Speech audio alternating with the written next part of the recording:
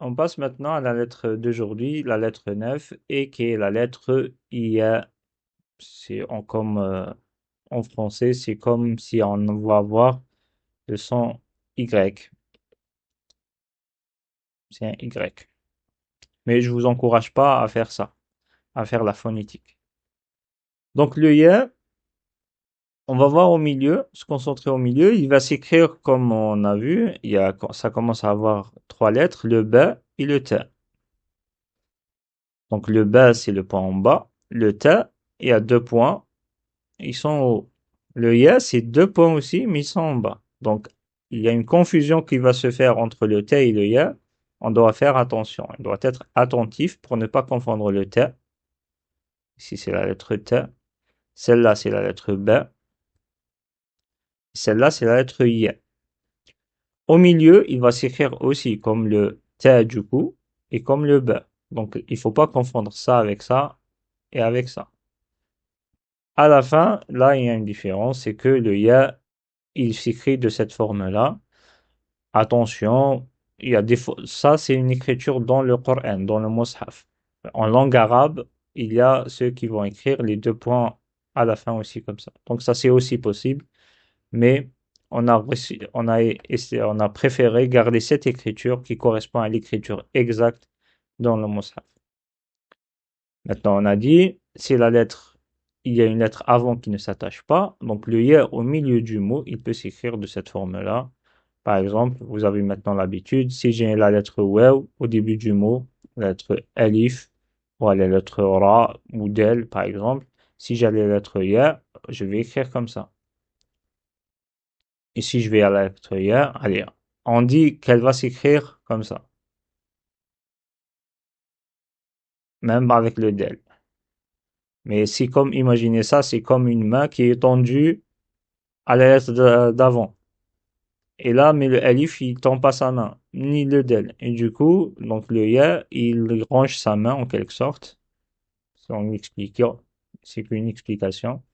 Et on va se ressortir avec cette écriture qui est n'autre que l'écriture au début du mot qu'on a vu ici.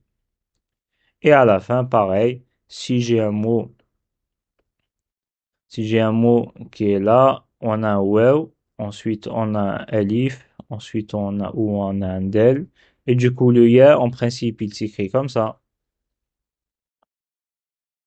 Mais ça correspond à sa main qui est tendue, mais les lettres vont pas donner leur main, et du coup, il va s'écrire de cette forme-là. Voilà du coup pour l'écriture de la lettre. On va voir maintenant comment elle va se prononcer. Donc on a dit le lettre Y, c'est comme un Y.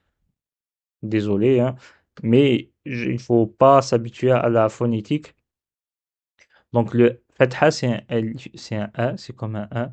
Le damma c'est comme un OU. Le kasra c'est comme un I. Donc le ya c'est comme un Y. Donc un Y plus fatha c'est A. Et donc là ça donne ya. Donc ya fatha ya. C'est pas ya, c'est ya. Maintenant ya fatha c'est ya.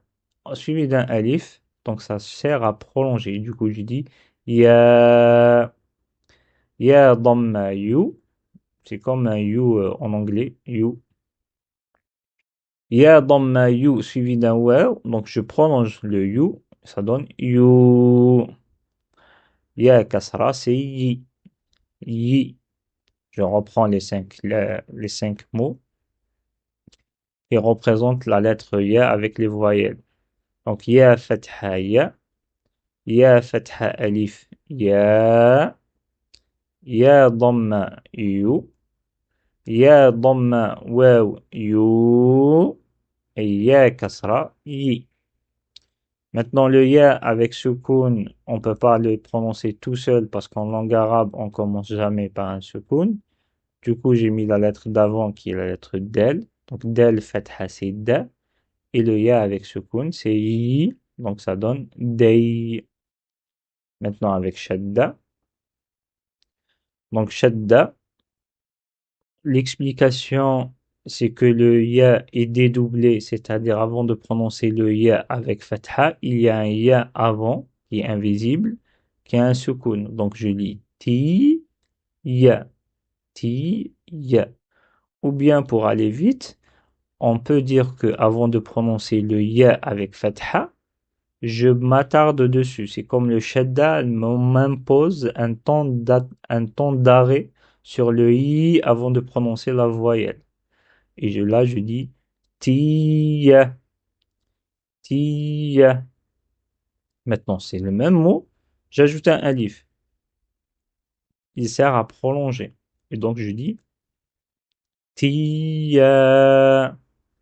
C'est pas tiya. Parce que si je dis tiya, c'est comme j'ai pas pris en considération la shadda. Donc, je dis tiya. Ensuite, le 9.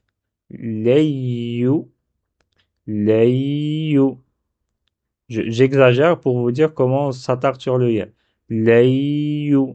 C'est comme si je suis la flèche et je veux prononcer le dhamma, mais la shadda m'empêche. Layu.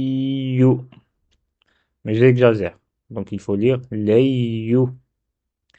On ajoute un waw à la fin, ça donne layu. Et à la fin, rayi.